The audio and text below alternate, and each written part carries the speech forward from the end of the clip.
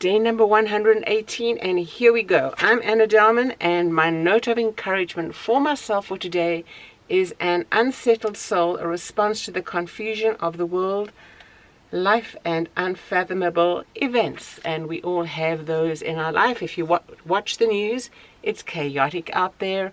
You see how lives are impacted and grief that is everywhere. Sometimes we don't have to look at the news. It's right in behind our front door, in our homes, in our society, in our community.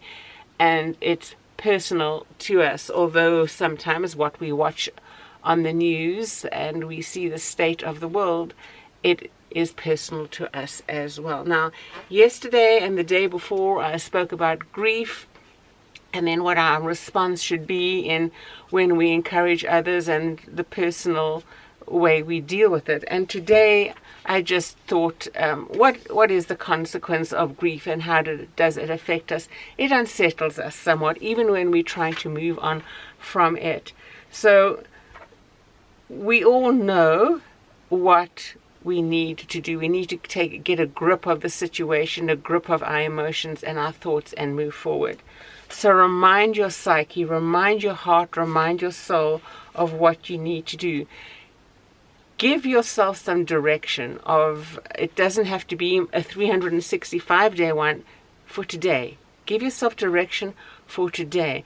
To say you're not going to think about it, well, what are you going to think about it? When those triggers come, what are you going to substitute those thoughts with?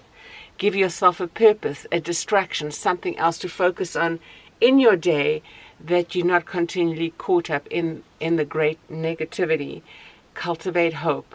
Hope that all those things that you are doing will strengthen you to your core so that you can be stronger in how you respond and are not sucked down into the vacuum of despondency, despair that your situation may be in. And then plan. With the directions that you want for your day and the purpose, plan what you're going to do. Plan a phone call. Plan to sit down and do something. Plan to get together with a friend. Order your days. Make sure that you're bringing something to it that is gracious towards you. And then, friends, sometimes we are in such a pickle that even with all those strategies that I've just encouraged you to attempt in your life, sometimes we are not able to do that. It is just us. Nothing around that can distract us. It's not that we're depressed, it's that we're acknowledging our reality.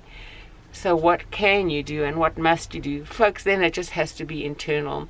You need to strengthen yourself internally on the truths you know are real beyond life, beyond the current situation you are in.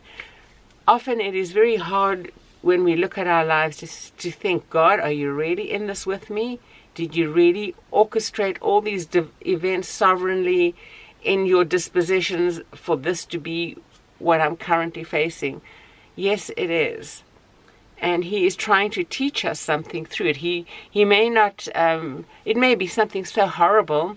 It's not that He's okay with it. He allowed it to happen, of course, but our response is what counts. So we sometimes have to dig deep down to the core of our being to try and figure out. So one verse, and I've discussed this way back in I think the first 30 days, was Philippians 4:8. Finally, brothers, brethren, friend, Christian, whatever things are true, whatever things are honorable, whatever things are just, pure, lovely, whatever things are of good report, if there's any virtue, if there is any praise, think about these things.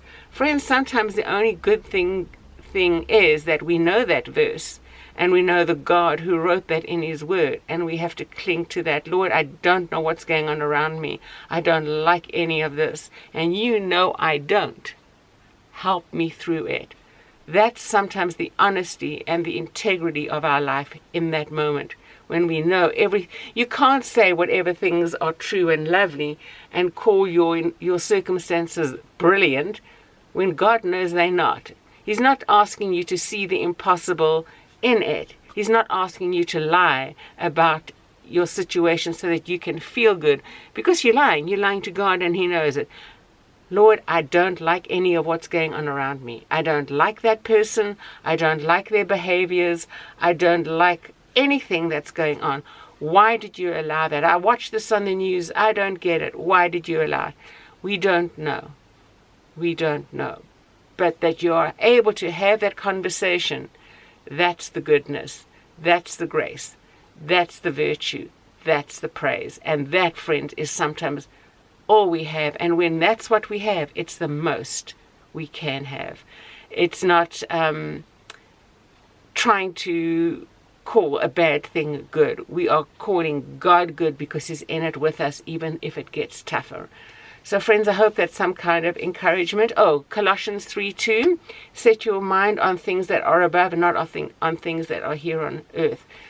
That's a very intense verse. There's a lot behind it, and to unpack it, that's something you can do, to be distracted and to find the goodness in your circumstances. So if you are in a hole, look at Colossians 3:2 and dig it out. Dig out the truths of what is God asking you to do in setting your mind on things above and not on the earth. What does he want you to know about your predicament? Until tomorrow, take care and God bless, and we will talk again. Bye-bye for now.